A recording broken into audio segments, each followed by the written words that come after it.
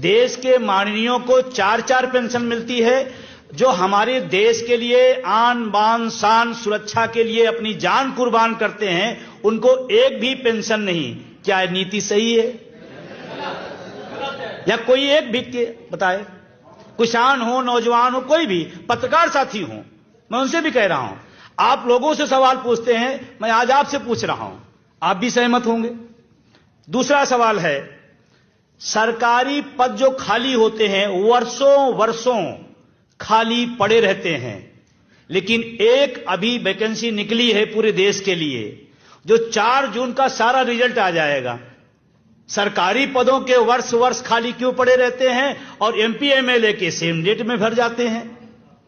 क्या यह सही है? तो अगर एमपी एमएलए के भर सकते हैं तो जो खाली पद हैं वो क्यों नहीं भरे जा सकते हैं? 4 जून के सारे रिजल्ट आ जाएंगे, ज्यादा ज्यादा 5 हो सकता है, लेकिन 6 नहीं होगा, 7 नहीं होगा। लेकिन अगर आप हमसे पूछेंगे, रेल में 9 लाख पद पिछले 7 साल से खाली पड़े हैं, क्या यह सही है?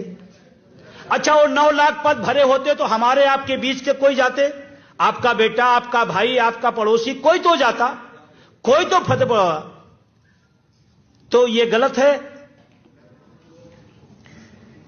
और अगला सवाल है, कोई वस्तु, कोई फैक्ट्री, कोई मालिक बनाता है तो उसकी रेट कौन तय करता है? जिसने बनाया है। अगर ये कैमरा बना है तो कैमरे की कंपनी ने तय किया होगा, उसका मालिक तय हुआ, इसकी एमआरपी क्या होगी। सही है, गलत है? इस चश्मे को किसी ने बनाया होगा फैक्ट्री ने, तो चश्मा मालिक ने तय किया हो चश्मे का दाम। कैमरे बनाया, कैमरा मालिक ने तय किया होगा कैमरे का दाम। जूता बनाया, जूता कंपनी ने तय किया होगा उसका दाम। तो किसान अनाज पैदा करता है तो उसका तय सरकार क्यों करती है, किसान क्यों नहीं करती? क्या मेरे सवाल से आप इंतबाह रखते हैं? गेहूं तय करेगी सरकार और कैमरा तय करेगा कंपनी का मालिक, क्यों भाई? क्या मेरा सवाल सही है या गलत है? ये चंद सवाल आपके बीच में आप रख रहा हूं मैं। दूसरा आपसे सामने मैं रख रहा हूं, माननीयों को इस देश में अगर कोई मुख्यमंत्री, प्रधानमंत्री, एमपी, एमएलए, मंत्री बन जाता है तो क्या चाहता है? प्राइवेट गाड़ी या सरकारी? गनर कौन चाहेगा? बोलो भाई। गनर, बंगला, गाड़ी, भत्ता, वेतन सब सरकारी, और जनता को फिर प्राइवेट व्यवस्था क्यों? क्या सहमत है या असहमत है? फिर जनता को प्राइवेट व्यवस्था क्यों? ये सवाल है मेरे कुछ। अगला कुछ एक सवाल और है, कितने लोग यहां बैठे हैं, जो भी, हम देश की बात नहीं करते, तो इस कैंपस में बैठे हैं, कितने लोग हैं जो अपने बच्चे को पढ़ाने के बाद उनकी इच्छा है, उनका सपना है कि मेरा बेटा पढ़ने के बाद 5,000 की आउटसोर्सिंग संविदा पर नौकरी करे? कितने लोग यहां सहमत हैं? एक भी आदमी जिसकी इच्छा हो कि 7,000 रुपए मैं पर मंथ फीस देता हूं, लेकिन मैं चाहता हूं मेरा बेटा संविदा में 5,000 की नौकरी पा जाए तो मेरा सपना पूरा। एक भी आदमी। क्या यह सही है या गलत है? असहमत हैं आप इससे? है या नहीं है? ये पत्रकार साथी हमारे बैठे हैं, ये भी अपने भाई को पढ़ा रहे होंगे तो ये भी चाह रहे होंगे कि हमारा भाई पढ़ लिख करके दिल्ली यूनिवर्सिटी में प्रोफेसर बने। है या नहीं है? फिर सारा चीज आपको सरकारी चाहिए, हमारे बच्चे को संविदा और आउटसोर्सिंग, जिसकी भी गुप्ता जी आपने बहुत अच्छी व्याख्या की थी। आइए इन्हीं तमाम सवालों को लेकर के जो जनता की आवाज है, जनता की मोहर है, जनता की बात है, उसी का नाम दिया गया जनता का घोषणा पत्र।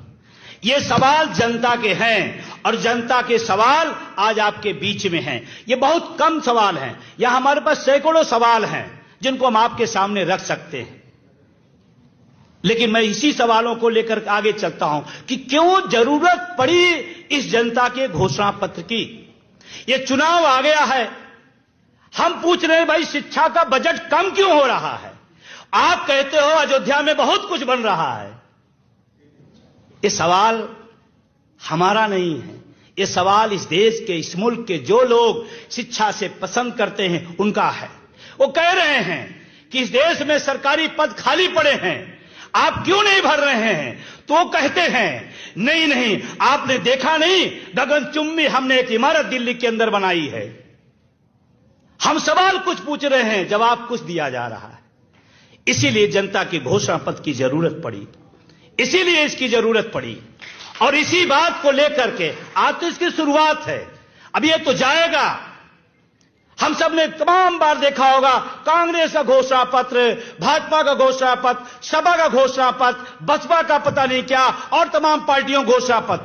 पहली बार भारतीय राजनीति के इतिहास में ये बहुत छोटा कदम है लेकिन महत्वपूर्ण है। पहली बार इस देश में जनता का घोषणा पत्र आपके बीच में आ रहा है, ये बहुत बड़ी बात है। इसकी जरूरत आप महसूस करते हैं तो आप हमारी बात से सहमत होंगे। अगर आपको लगता है नहीं, चुनाव के दौर में मुद्दे कुछ होते हैं और घुमा कुछ दिए जाते हैं, अभी पूछा जा रहा है, अभी कहा जा रहा है, और मजे की बात, इसमें एक पार्टी शामिल नहीं होती है। मैं बहुत बेबाकी से कह रहा हूं, क्योंकि पार्टियां सब चाहती कि मुद्दे की बात ना हो। क्यों? क्योंकि मुद्दे की बात होगी तो आज वो फंसेंगे, कल वो फंसेंगे। जैसे आपके विधायक, आपका सांसद जब क्षेत्र में जाता है तो वो कहता है